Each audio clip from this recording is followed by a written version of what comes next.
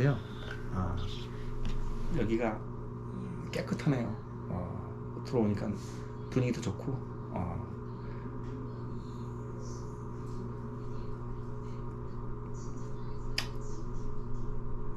저는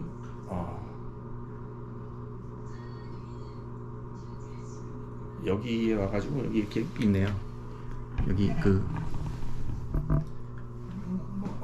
보약 여기 있네요. 여기 이렇게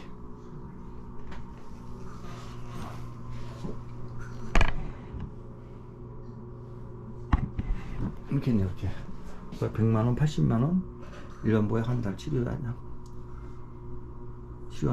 50만원 이렇게 해가지고 일반 보약 65만원 이렇게 진단서 2만원 이렇게 해가지고 있네요. 그래서 명함도 있고 그래서 명함도 있고 가지고 쫙 있습니다. 이렇게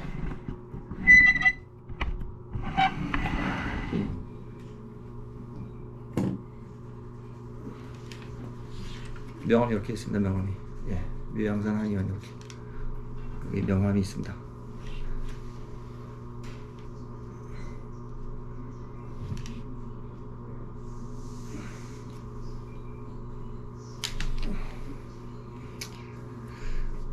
그렇습니다. 여기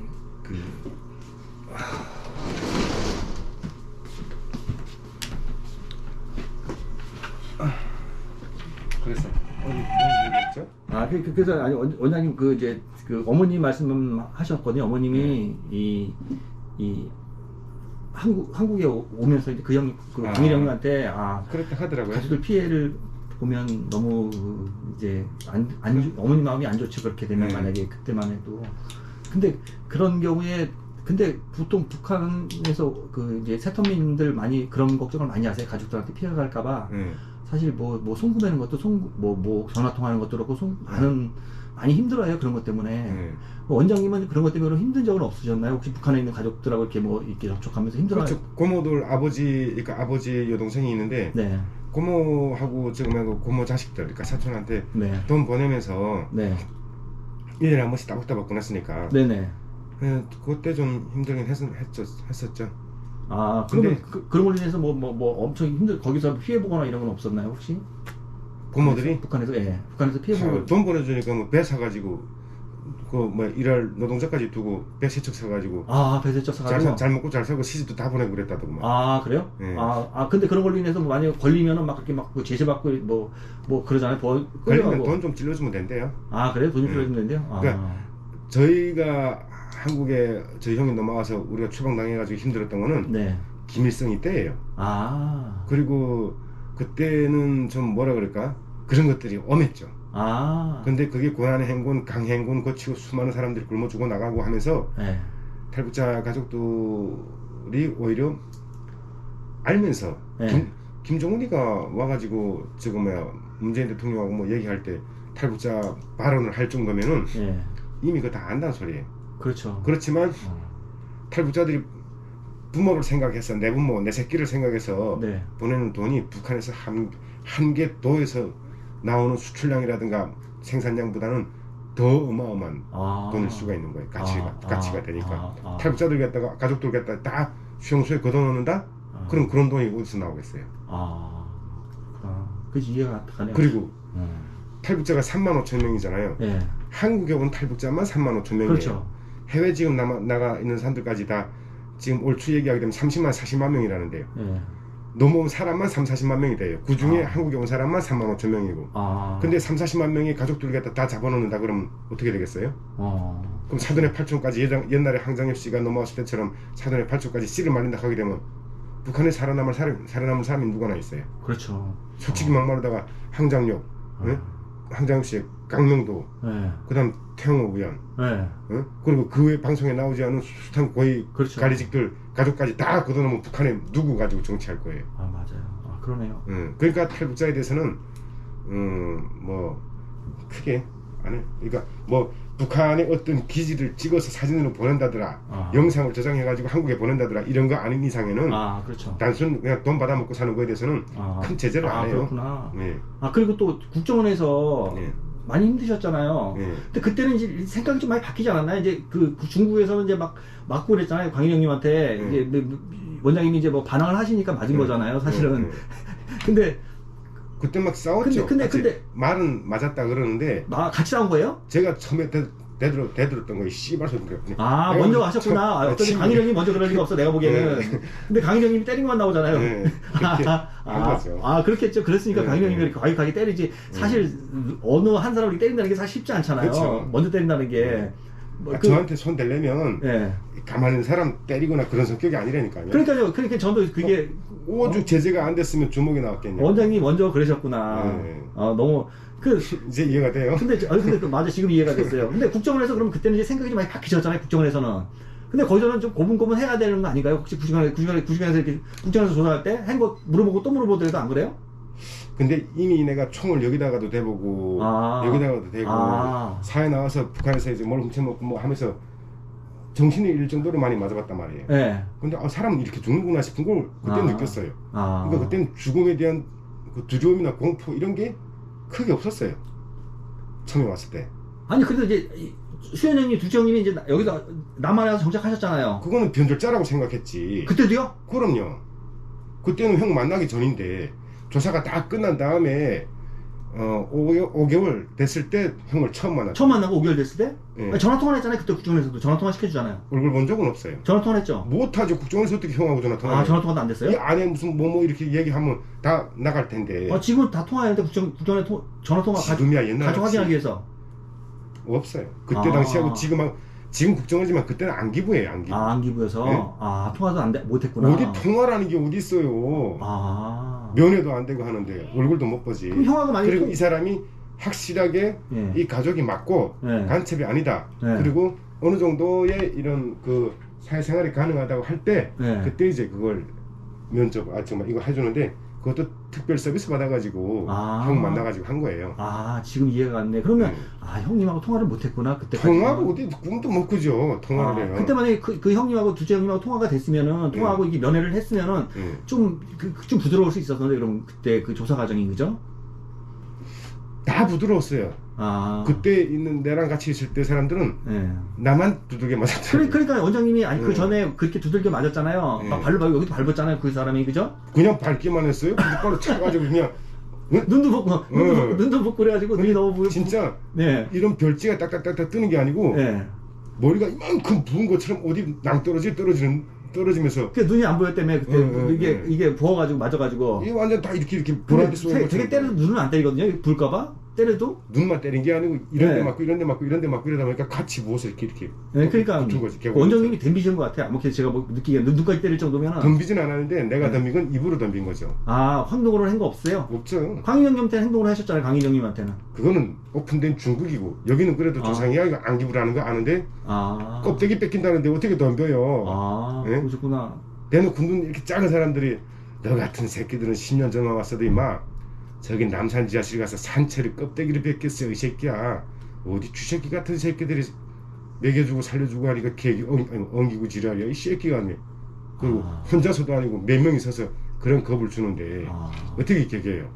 그렇구나. 근데 그러면 제가 생각하기에는 그때 보통 원장님만 빼고요. 다른 분들 오신 분들도 있잖아요. 뭐 많은 인원은 아니지만 조금 있잖아요. 한국에 오면 일단 그렇게 안기부에 이렇게 들어가서 조사할 때 이때까지 중국에서 설사 그랬더라도 여기까지 넘어오면은 한국이 어떻다는 거 대충은 좀 알고 이렇게 좀 순수히 이렇게 좀 그러니까 다 잘하거든요. 되게 그 사람들은 자기가 원해서 왔잖아요. 나는 한국에 가야 되겠다는 마음을 먹고 온 사람들이기 때문에 순수하게 가야지. 근데 나는 한국에 가기 싫다고 해서 설마 무슨 한국에 가겠냐 해서 뚝 떨어진 게 진짜 한국이에요. 그래요? 그러면 나는 나도 한국 갈 거예요. 빨리 한국 가야지. 이런 게 아니잖아요. 근데 그 정도로 확고했으면 중국에서 안 오셨을 것 같은데 중국에서? 그러니까 한국에 온다고 온 게 아니라니까. 비행기 타고 형을 만나러 간다고 해서 온 거지. 비행기 탈 때 한국인 줄 알았잖아요. 비행기를 탈 때 한국인 줄 알았다고요? 한국 가는 줄 알았잖아요. 비행기 탈 때. 아니라니까요. 아니에요? 비행기 타고 형을 만나러 중국에 또 다른 데로 간다고. 또 다른 데로 간다고? 이해했어요. 무슨 말인지 알겠어요? 또 다른 데로 간다고? 중국에 또 다른 기차 타고 연길에서 심양 간 것처럼 여기서 비행기 타고 또 어디 가서 형을 만난다고 알았지. 그게 한국에 온다고 한국 간다 그랬으면 남조선 간다 그랬으면 안 오실 수도 있었겠다. 근데 아버지가 이렇게 보더니 바다를 걷는데 이렇게 해가지고 우리 한국 갈 수도 있다라고 얘기하는 거예요. 어디서? 중국에서요? 비행기에서. 비행기에서? 네. 비행기에서? 1시간 50분인가 1시간 40분인가를 운행하고 떨어진 게 세연아 이게 봐라 이게 한국이라는 거예요. 한국은 무슨 개뿔 한국 뭐 대에서 깔려있고 비행장이 삐걱삐걱 하는데 내가 아는 한국은 다 썩어서 건물이 후술술 떨어지고 맨날 투쟁하고 체류탄 날아다니고 이런데 무슨 한국이라서 이게 무슨 한국이겠냐 이렇게 생각했죠. 근데 원장님 같은 케이스는 진짜 처음이에요. 왜냐면 되게 비행기 탈 때 되게 다 알아요. 한국이 어떻게 되는 거 알고 아무리 반대했어도. 그러니까 그건 자기가 알고 오는 거잖아요. 그렇죠. 원장님 같은 경우 처음인 것 같아요. 내가 형하고 통화하는데 뭐 손바닥만한 전화기를 쓴다는 거예요. 아니 무선기라고 하는 북한에서 무선기라고 하는 것도 선이 날려가지고 배낭에서 꺼내가지고 이거 쓰고 이러는데 무슨 손바닥만한 전화기를 갖다 주머니 넣고 다니다 꺼내서 막 통화하고 이런다는 거예요. 그리고 뭐 차를 갖다가 집집마다 차 하나씩 다 있다는 거예요. 자가용이라는 게. 그래서 저는 말도 안 되는 소리를 할까? 응? 그러면 그 남손에 이제 막 한장했다고 나를 한국에 아버지 엄마를 이렇게 데려오려고 뒤에서 이렇게 쉽게 얘기하면 여기서 무슨 얘기하게 되면 그 보이고 이렇게 시켜서 그런 일 당하지 않았을까 이런 것처럼 맞아요. 안기부에서 뒤에서 작업하지 않는가 이런 생각하고 이랬지. 진짜 그래 맞아 그렇게 산다. 내가 뭐 한국 미디어를 한번 본 적 있어요. 중국에서 한국 TV를 본 적 있어요. 없잖아요. 그렇죠. 그러니까 두려움과 공포 최고의 적국이란 말이에요. 거기 왔으니 떨고 다니니 아니 내가 한국에 오겠다 해서 와서 물어본 거 또 물어보고 뺨때기 때려도 기분 나쁜데. 그렇죠. 이거는 그냥 어느 없이 빼는 게 그냥 안기부라는 곳에 뚝 떨어져서 조사하는데 딱딱 얘기하니까 이게 반항심이 더 강했죠. 모르셨구나. 근데 많은 분들이 모르셨다는 걸 잘 모르세요, 원장님이. 올 때까지 그 과정은 한국에 어떻게 왔는지 그 과정을 갖다가 전 지금 처음 알게 됐어요. 그래서 아버지 만약에 한국 갈 수도 있는데 이거 한국 가면 우리가 어떻게 먹고 살아요? 아버지 어디 가든지 뭔 상관입니까? 또 한국 가도 그렇고 한국 가면은 그 거지들 가져가 되지 않습니까? 그 다른 게 무슨 어디 거지 하나 집 지어놨으면 그거라도 일단 뺏어가지고 일단 사는데 시작하면 되죠. 뭐 그랬단 말이에요. 그리고 왔는데 그때는 인천공항이 없었을 때예요. 김포공항 내렸는데 김포공항에 그렇게 멋있을 수가 없어요. 멋있죠. 그런데 그게 한국이래요. 그게 말이나 돼요? 내가 생각한 한국은 막 쓰러져가는 그렇죠. 이렇게 생각했는데 한국이라는 게 더 안 믿었지. 그러셨구나. 그럼 이제 그 둘째 형님, 수영이 형님 처음 만난 날 많이 우셨겠어요? 왜 울어요? 오랜만에 봤잖아요. 친형님인데. 처음에는 형을 온다. 형이 이제 국정원에서 5개월 정도 있으니까 어느 정도 좀 약간 좀 순해졌잖아요. 그래서 그 거의 로테스 만나는데 형이 온다. 그러니까 절대로 흥분하거나 강분하거나 하게 되면 너는 독방 가거나 또 감금된다. 바깥에 외출 못한다. 알았냐? 해서 그거 다짐 받고 알았다고. 그리고 이제 그 사복 경찰들 같은 사람들이 다 서 있고 국정원 직원들 한 그 6-7명이 서 있고 그리고 이제 형이 들어오는데 내가 군대 나갈 때 봤던 형이 아닌 거예요. 상당히 좀 늙어 있다 그래야 되나? 그렇죠. 시간이 많이 지났으니까 늙었죠. 그리고 애기를 애기 형수님하고 같이 돌된 애기를 이렇게 안고 왔더라고요. 형수님하고 같이. 그 보는데 나는 이제 완전 광기에 쩔어 있고 형은 눈물이 구렁구렁해서 이렇게 막 울죠. 아버지 보고 막 대놓고 울지는 못하는데 이렇게 눈물이 떨어질까 말까 이렇게 하더라고요. 그것도 카메라 이런 거 갖다가 이렇게 뭐 형이 불이 팍 터지고 그러는데 거기서 폭력을 한다는 건 말도 안 되고 형 보니까 짠하더라고요. 짠하죠. 얼마나 짠해요. 이 적국에서 고생 많이 했구나. 그렇죠. 적국이죠. 적국. 적국에서 고생 많이 했고 무지하게 때렸죠. 전 첫째 형, 셋째 형 다 주먹질하고 다녔으니까. 깡패였네요? 깡패가 아니라 그렇잖아요. 지그들은 아버지 엄마 냅두고 다 자기들만 살겠다고 도망가 놓고 그리고 무슨 얘기하게 되면 밥상 밑에서 밥알 주워 먹던 새끼가 막 이런 얘기나 했었고 있고 그러면 그랬다 밥상 위에서 놀던 사람들은 왜 아버지 엄마를 버리고 혼자서 도망갔는데 그래놓고 와가지고 지금 여기 와서 뭐 아들 행세하고 내가 무슨 얘기하게 되면 조그만 새끼 나서지 말아라 그러고 있고. 당연히 형으로 그럴 수 있죠. 형 입장에서는. 형으로 그럴 수 있는 거는 부모를 끝까지 책임지고 모셨을 때. 하긴 그래요. 그걸 어느 정도 할 말이 있고 그런 거지. 나도 성인인데. 그리고 끝까지 혼자 남아가지고 보이고 끌려다니면서 똥매 맞고 진짜 얼굴 껍데기 이빨 다 나갈 정도로 쳐 맞고 들어와서도 아버지 엄마 때문에 혼자 도망 못 가고 했던 건데 그래서 남아 있었던 건데 깡내 100kg를 30kg, 40kg에서 100kg를 100kg을 42kg를 갖다가 혼자서 메고 예? 길도 한국처럼 잘 빠진 포장 도로가 아니에요. 예? 울퉁불퉁한 이런 산이야. 예, 길주 다동니까지 그런 도로를 갖다가 꼬장떡 감자 삶은 거 몇 개 주문해 놔놓고 걸어봤어요? 그런 지들이 그런 생활을 해봤냐고. 부모 살리기 위해서 그렇게 노력을 해봤냐고. 아, 부모님을 엄청 생각하셨네. 세훈이 원장님은 엄청 생각하시네, 부모님을. 그래놓고 와서 무슨 얘기하게 되면 뭐 어쩐다고 하니까 그냥 다 두들겨 맞았죠, 나한테. 아, 그러면 박세훈 원장님이 제일 진짜 부모님을 아끼는 마음에서 부모님 먹이 살리라고 이렇게 한 거잖아요. 도망간 거, 그죠? 그렇죠. 혼자만 살 것 같으면 올 수도 있지, 혼자, 그죠? 오죽하면 도망갈 수 있죠. 우리 동네에서 웬만한 노인들이 다 뭐라 그런 줄 알아요? 제일 눈깔이 돌아가고 제일 빠르고 제일 약삭 빠른 놈이겠다. 형들 다 도망갔는데 왜 아직까지 다 죽어가는 노치네 영감노치한테 붙어있냐고. 그렇죠. 네 영감노치 죽으면은 그때부터 보이부가 너를 갖다 걷어 넣는다. 그러니까 영감노치 살아있을 때 도망가도 빨리 도망가라고 나보고 그랬어요. 그런데도 안 도망갔어요. 아, 어머니 아버지가 저 박세훈 원장님이 이제 많이 이게 먹이 살리는데 이게 내가 없으면 굶어 죽죠. 아, 그러셨으니까. 그땐 뭐 한 6, 7집 건너에 한 사람씩 굶어주고 한 사람이 뭐야 한 가족이 굶어 죽어 나갈 때니까. 아, 그 조금에 거기 텃밭 같은 거 있지 않나요? 거기 밭 같은 거. 텃밭을 누가 뜨세요? 다른 사람들은 몰라도 남손 넘어간 역적이 어디 감히 나라를 배반한 사람이 나라 땅을 뚜지게 만드는데요. 아, 그러면은 죽이지 못해 살리고 배고프도 안 주지. 그러면 뭐 밥 먹고 살 길이 없네요, 거의. 그러면. 그러니까 나라에서 총으로 들어서 죽이지 않은 것뿐이지 죽으라고 그냥 겠다 놓은 것뿐이에요. 그냥. 아, 그러네요. 그럼 거기는 그 구역은 감시해서 이렇게 못 빠져나가게 이렇게 막아놓고. 그렇죠. 울타리 정문이 다 있고 그런 데죠. 아, 정문 사람 지키겠네요? 그럼 그걸 어떻게 빠져나오셨어, 나올 때? 정문 지키면은? 아, 정문 지킨다고 무슨 그 길로만 다녀야 돼요, 사람이? 사이드로? 그럼요. 아. 거기 들어가가지고 사는데, 그러면 누군들 갖다가 살겠다고 뻗어거리면, 솔직히 우리말로 지렁이도 밟으면 꿈틀한데잖아요. 예? 사슴도 갖다가 성질나면 사람 맞는다는데. 그러니 거기서 먹고 살고, 그리고 또 특히나 그 36kg, 38kg 나가는 아버지 엄마겠다가 내 눈에서 굶어 죽는 꼴은 또 어떻게 봐요, 그거. 그렇죠. 그러니 독해질 수밖에 없었죠. 그럼 만약에 그때 원장님하고 이제 엄마 아버지하고 원장님하고 세 분만 남으신 거잖아요, 마지막 최종적으로. 근데 뭐 브로커 형님 통해서 오셨는데 만약에 브로커 형님이 안 가셨다, 예를 들어. 그러면 거기서 계속 그냥 사셨겠네요. 그 해 돌아가셨지, 아버지 엄마. 그럼 그럼 원장님은 계속 거기서 사셨겠네. 나는 내 얘기했잖아요. 돌아가셨고 아버지 엄마 돌아가셨고 나는 그때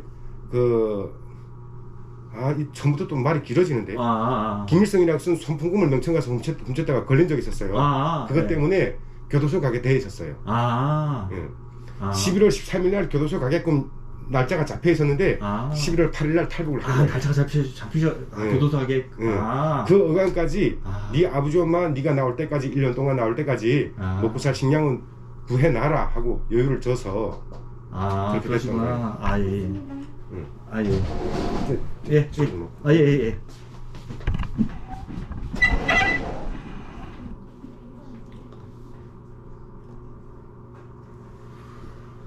파란만장한 삶을 사셨습니다, 원장님. 저는 지금 많이 이해를 했네요. 원장님한테 궁금한 게 좀 많았었는데 지금 많이 이해를 했습니다. 제가 사실 되게 궁금했었거든요. 근데 지금 많이 이해를 했습니다.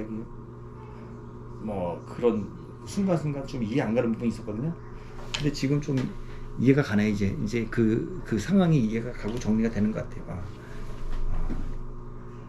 아무튼 죽을 고비를 넘기고 오셨어요. 북한에서 세터민들이 죽을 고비를 넘기고 오셔가지고 지금은 잘 정착해서 그래도 다 잘 사시는 분도 많으신데 남자들이 더 많이 살기가 어려워요. 여자들이 더 좀 수월하고 그런 것 같아요. 처음 오신 거예요? 처음 오셨다고? 5시에 끝나요. 네, 5시 전에 오셔야 돼요. 그래요? 네, 처음이면 이거 공단 조회를 해야 돼가지고 다 쳐요. 왔던 분은 상관없는데 처음이면 5시 전에 오셔야지 조회가 가능하니까. 네, 똑같이 5시 전에 오시면 돼요. 네. 원장님 너무 멋있어요. 나 여기 와서 진짜 원장님 너무 멋있으시네요. 이렇게 많이 힘든 과정을 겪었기 때문에 더 이렇게 행복해 보이는 것 같아요. 원장님이 지금 너무 더 멋있어 보이시고. 힘든 과정을 겪었기 때문에 아우 진짜. 그리고 원장님 내가 생각한 것보다 저는 효자란 말을 안 썼거든요. 원장님 처음 어머니 아버지한테 뭐 너무 부유하는 거고 막 그런 싸움 얘기하고 막 이러면은 그런 생각을 했었는데 엄청 효자시네요. 어머니 이게 지금 그런 걸 처음 느꼈고요. 그래서 제가 생각한 게 있잖아요. 생각한 그림이 원장님에 대해서. 근데 그 그림 그러니까 그림에서는 어머니 아버지 뭐 막 주변 다 내팽개치고 막 싸움만 하고 막 이런 이미지로 사실 좀 그런 생각도 했었어요. 근데 지금 말씀 들어보니까 진짜 진정한 남자 같아요. 아이 무슨 또 그렇게 멋있으세요. 아니 멋있으세요. 이게 또 그런 과정에서 북한에서 세터민들이 사실 힘든 사람들도 많아요. 남자들이 더 힘들어요. 여자들은 그래도 잘 적응해서 사시는 분들이 많은데 남자들은 힘든 분들 많은 것 같아요. 제가 이렇게 좀 저도 이제 관심 있게 이렇게 이제 대화해보고 그러잖아요. 근데 그 남자들이 더 힘들어요. 여자분들이 더 잘 적응하시고요. 그 옛날부터 원래 남자들이 힘든 거예요. 아니 저거면 모계시속사회나 부계시속사회나 수컷이 나가서 사냥을 해야 되잖아요. 아 맞아요. 그래서 원래는 힘들었죠. 지금은 현대가 된 세상에서는 남자가 더 힘들고. 그래서 남자분들이 정확하게 더 힘든데 원장님 같은 경우는 그렇게 진짜 그렇게 역경을 딛고 이렇게 오셨으니까 더 막 힘들어서 이렇게 막 제가 생각에는 원장님은 그 가정 얘기를 듣잖아요. 그럼 이렇게 지금 이렇게 가운 입고 이렇게 일을 하실 것 같진 않았어요. 제가 처음에 그런 상황 너무 반전이라는 거 있잖아요. 반전. 사람 인생이 반전이라는 거. 그게 참 어려운 거예요. 옛날에는 개천에서 용났다 뭐 이런 말이 옛날에는 가능했었어요. 우리 남한에서도. 근데 북한에서 그런 속담이 있죠. 개천에서 용났다. 근데 그게 가능했는데 지금은 더 힘들어요. 갈수록 앞으로. 이게 어려운 환경에서 이렇게 극복하고 이게 이겨내는 게 쉬운 거 아닌 것 같아요. 그렇지. 많이. 그래서 지금은 진짜 그런 걸 갖다가 원장님이 그런 반전의 그런 걸 갖다가 완전히 극과 극이잖아요. 지금 살아오신 게 원장님은. 그래도 뭐 그 수현 형님, 둘째 형님은 원래부터 잘하신 분이고 이분은. 그렇죠. 원래부터 모범생이고. 북한에서부터 인텔이다 그랬어요. 그러니까 원래부터 잘하신 분이니까 당연히 잘 된 거 당연한 거지 뭐 한의사 하시는 거 그죠? 당연한 거죠 지금은. 근데 원장님 같은 경우는 진짜 안 될 저거 생각해서 진짜 깜짝 놀랐어요. 제가 저를 밖에서 보는 분들이 공부하기는 했냐? 그러니까 나는 이거 가지고 이게 자기 딸이 얼마나 힘든지 알아요. 저도 공부를 이것저것 해봤기 때문에 얼마나 힘든지 알아요. 하는데 졸업해도 이거 따기가 힘들어요. 이게 따기가. 국가고시가. 국가고시가 엄청 힘든데. 저는 그때 김길선 선생님 있죠? 그분 따님이 왜 선생님하고 같이 원장님하고 수도학원 다니셨잖아요. 그래서 그때 당시에도 별걸 다 하고 계시네. 그거 학원 다닌다고 그냥 다니다가 그 나이에 어차피 그냥 남들 다니니까 다니겠지 이런 생각을 했거든요. 근데 당시에 그렇게 학원 다니면서 이렇게까지 될 거라고 생각을 안 했어요. 원장님도 그러셨죠? 저는 좀 어떻게 보게 되면 인생이 아다리가 딱딱 맞았던 것 같아요. 아다리가 지금 생각하게 되면 어릴 때부터 보게 되면 학교에 음악 수술한 게 처음 생겼을 때 나도 좀 음악이라는 건 배워보고 싶다 라는 생각에 기웃뚱거리는데 음악 선생님이 야 임마 너 이 새끼야 여기 일로 와 너 입술 이리 와봐 이렇게 해봐거든. 이렇게 하니까 너 잠깐 들어오라는 거예요. 그 들어가서 플룻에 꼭지가 있어요. 나팔에 아사간처럼 뽑는 이거 있는데 리드 부분이라 하는 건데 그거 빼가지고 입에다 대고 구멍이 있는데 소리 내보라는 거예요. 소리 내봤어요. 그 손가락이 쫙 펴보라는 거예요. 펴고 몇 학년이야? 담임이 누구야? 담임 학년입니다 하니까 다음날 이제 음악 수업 시간에 와가지고 다시 일어나라고 그러더라고. 일어나 뒤돌아봐. 옆으로 써. 손 쫙 펴봐. 자 주먹 잡아봐. 이게 이따가 끝나고 오후에 음악 수업 오라는 거예요. 애들이 다 부러워하는 거예요. 그래서 나는 그걸 하고 싶다고 마음 먹었는데 진짜 음악을 하게 됐고 군대 나갈 때도 이거 학교 음악 했던 걸로 이거 이어서 군악대가 가면 얼마나 좋을까 이런 생각도 했어요. 그럼 또 됐네 그대로 그냥. 근데 실제로 내 군대 갔을 때 이 플룻을 부는 사람이 있으면 내가 못 들어가잖아요. 그렇죠. 근데 그 플룻을 부는 사람이 여단 지부에 갔는데 여단 지부에 식량 창고장이 그 해 제대됐어요. 근데 식량 창고장이 제대되면서 후임을 자기가 정할 수가 있어요. 근데 이 플룻 부는 사람이 식량 창고 여단 지부 식량 창고장이 후임으로 뽑힌 거예요. 그러면 플룻이 부는 사람이 없었잖아요. 근데 당장 그때 10월 1일이었으니까 신병훈련 끝난 게 10월 1일에 부대 배치받는데 당장 행사를 12월 행사부터 들어가야 돼요. 10월 10일 공연도 해야 돼요. 그거 어떻게 급할 거 아니에요, 군악대에서. 바로 군악대로 들어갔어요. 아, 그래서 남들 다 함옥장 가고 동계 훈련하고 이러는데 바로 군악대 들어간 거예요. 그러다가 이제 총 쐈을 때도 대부분은 집으로 안 보내거든요. 그렇죠. 타 지역으로 이렇게 보내는데 그나마 이제 군악대 있고 학교 때, 군대 때 이런 지부의 이런 모종 지원들이랑 이렇게 샤바샤바하고 그 사람들이 못된 얘기하는 거 제가 다 들었단 말이에요. 군악대 있으면서 나팔수하고 이런 사람들 갖다가 처벌하고 이럴 때 총 메고 따라다니면서 군단 지부 올락내리락 이런 짓 많이 하면서 여단 지부 장교들이 이쁘다고 맨날 데리고 다녔거든요. 그러면서 술 먹으면서 야, 이 나라 꼴이 뭐야 이런 걸 갖다가 제가 다 들었단 말이에요. 그렇죠. 그래서 다행히 그 이쁘게 봐줘가지고 제대로 지부를 간 거고. 그러셨구나. 예, 그러니까 아다리가 참 딱딱 맞아 떨어졌던 것 같아요. 운이 좋다고 그래야 되나? 근데 운도 좋지만은 이 악바리 근성이 있나 봐요, 원장님이. 이게 수도학원 다녀도 그 과정 합격하기가 쉽지 않잖아요. 근데 그게 악바리 근성이 있나 봐요. 우리 같은 경우 공부해도 사실 잘 안 돼요. 공부가 어렵잖아요. 저도 어려워요. 저도 어려웠어요. 공부가 가장 쉬웠어요. 그런 분 같았고. 공부가 가장 쉬웠어요. 전 공부 한 번 더 하라 그러면 진짜 상상도 하기 싫어요. 이거 국가고시 떨어질 때 힘들었죠, 많이. 죽고 싶었죠. 그렇죠. 아우. 이 국가고시 보는 이런 그게 책이구나. 네. 공부를 안 한 줄 알아요. 근데 생각보다 깔끔하게 정리 잘 하시네요, 생각보다.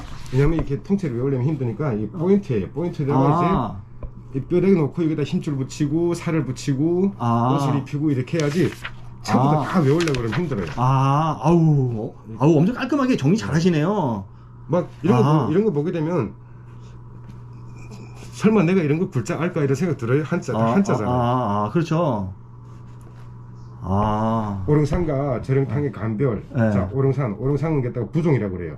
소변 분리라는 건 소변이 잘 나가지 않는 거. 부종 몸이 붓고. 그 다음에 미열의 소갈이라는 건 갈증이 나면서 미열이 난다. 네?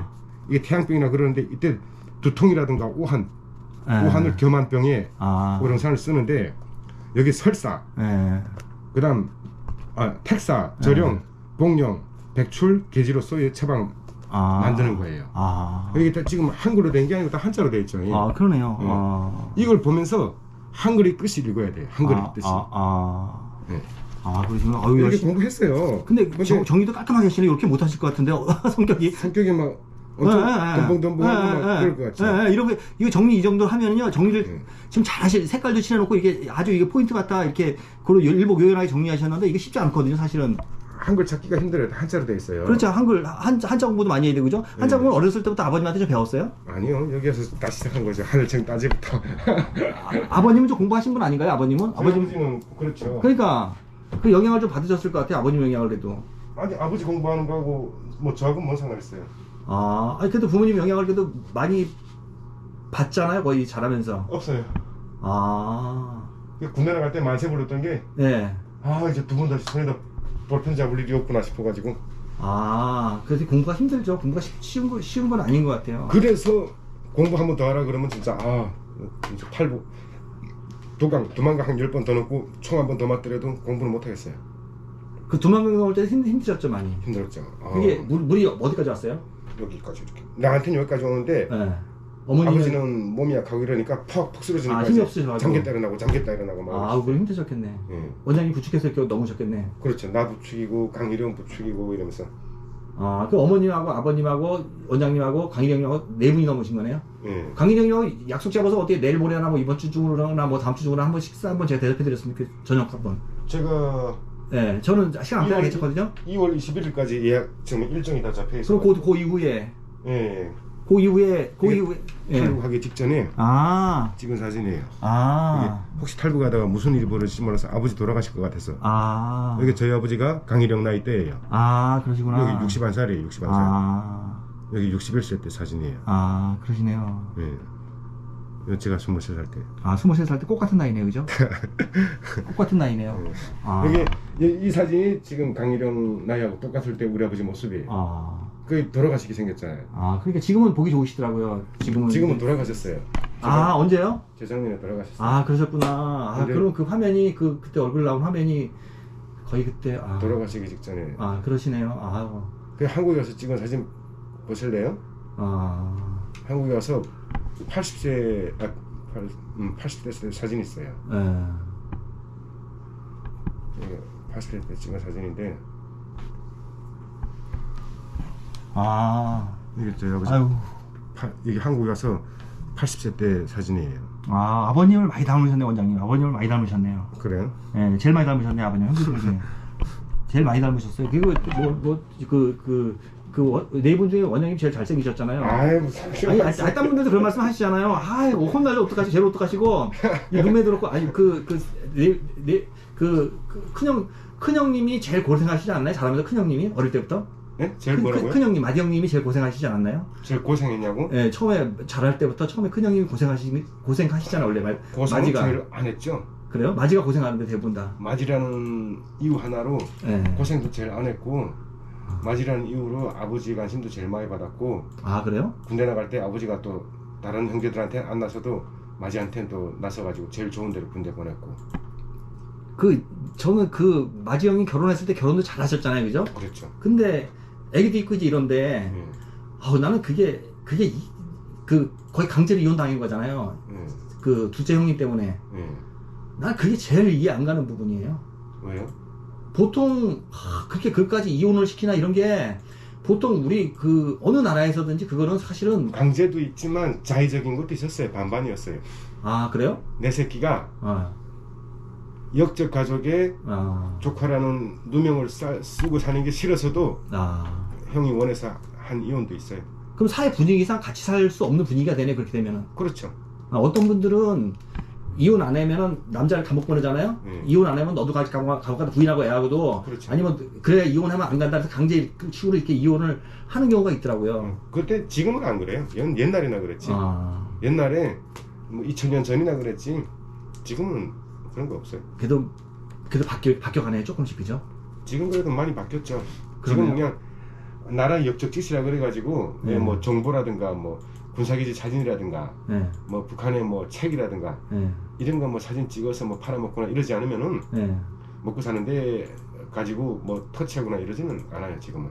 근데 저희 때 형이 넘어왔을 때 같은 경우도 조용하게 살 수 있었어요. 그렇게까지 힘들지 않게 살 수 있었는데 기자회견을 했다는 그 자체가 컸거든요. 그렇죠, 기자회견. 그렇죠.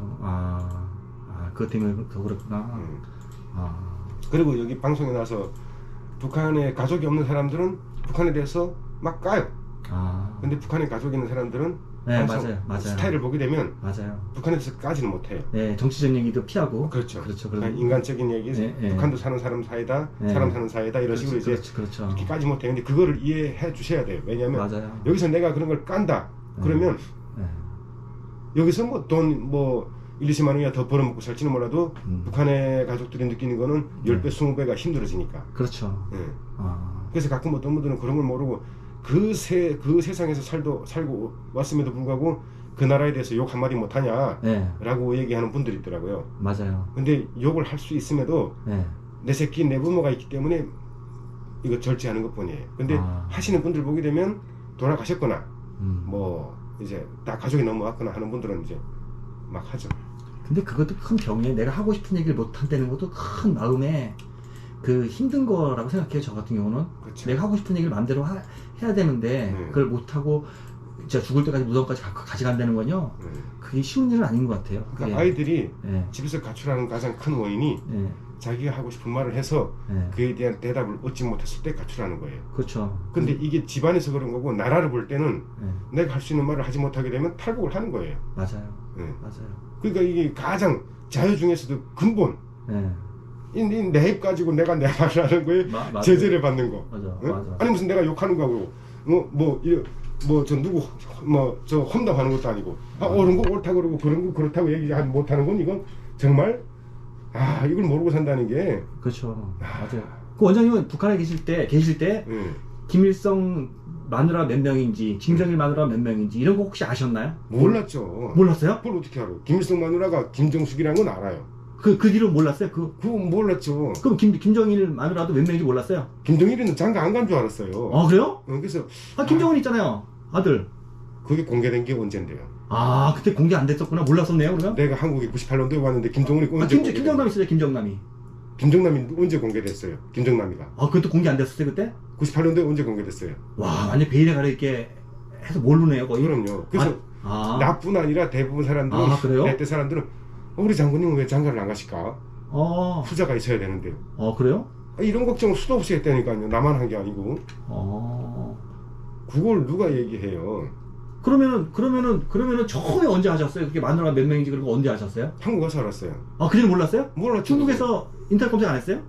중국에서 무슨 인터넷 검색을 그때 중국에서 인터넷이 어떻게 돼요? 거기서 안 됐었구나. 중국에 인터넷 컴퓨터 본 적이 없는데. 그 옛날에 지금은 다 해요. 중국에서도 다. 지금이 하지만 그때는 안 됐었구나. 근데 중국에 인터넷이 어디 있어요? 집집마다 TV도 한 대씩 없을 텐데. 그럼 남한에 와서 하신 거예요? 그럼요. 뭐에다 가셨어요? 이거 처음에 알 때? 남한에 와서도 강명도 교수를 알아요. 강명도 만나면서 알아요. 알게 됐고 그분하고 같이 방송하게 되면 알게 됐고 그리고 유튜브라든가 그리고 북한에 대해서 관심이 많은 어르신이 한국에 어르신이 있었는데 그분이 오셔가지고 김일성에 대한 거 이제 여쭤보면서 그런 얘기 하더라고요. 마누라면 이런 거 그때 알게 된 거예요? 그러면? 그렇게 알았고. 근데 그때 다 거짓말이라고 그랬죠. 안 믿었어요. 처음엔 안 믿었었구나. 무슨 말도 안 되는 소리다 했었죠. 근데 나중에 이제 예. 세월이 흐르면서 내가 자연적으로 인지되고 인정하게 되고 그랬었구나. 지금 이렇게 하지만 그때 당시는 그냥 그래 다 헐뜯기 위한 뭐 이런 남속 모략과 책동이고 이런 다 간사한 행동이라 이렇게 생각했지 그게 진짜라고 생각해본 적은 없었으니까. 그래요? 그럼 처음에 이제 그 인정할 때는 기분이 어땠어요? 그 처음에 마누라 몇 명이냐? 이제 이렇게 인지할 때는 믿을 때는 그렇게 마누라 몇 명인지 믿을 때는 김정일이 뭐 마누라 몇 명이 대단한 거죠. 대단하고 뭐 다른 말로 얘기하면 부럽기도 하고.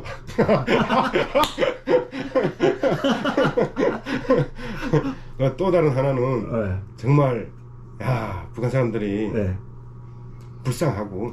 그렇죠. 그러니까 그냥 눈뜬 장님인 거지. 그렇죠. 소리는 듣고 보기는 하는데 진실된 소리 못 듣고 내가 봐야 될 걸 못 보는 눈뜬 장님인 거지, 장님.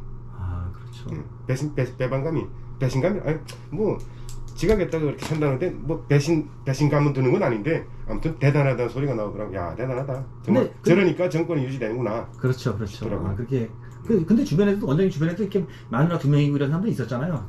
보통 있잖아요. 그렇게 사회 북한에서도. 북한에서요? 네. 북한에서는 그게 없었어요. 없었어요? 제 아버지 한 번도 못 봤어요 그럼? 마누라 2명이 사람? 2명이 사람 못 봤어요? 없죠. 북한에서는. 그때 제가 얘기잖아요. 김일성이 때 그런 게 있으면 큰일 난다고. 김일성이 때 부부 싸움 해도 생활청와 대상이에요. 부부 싸움을 해도. 그래서 부부 싸움 하게 되면 막 당신은 동무는 말이야 당의 일상체계 이렇게 해서 무장화가 되잖아. 혁명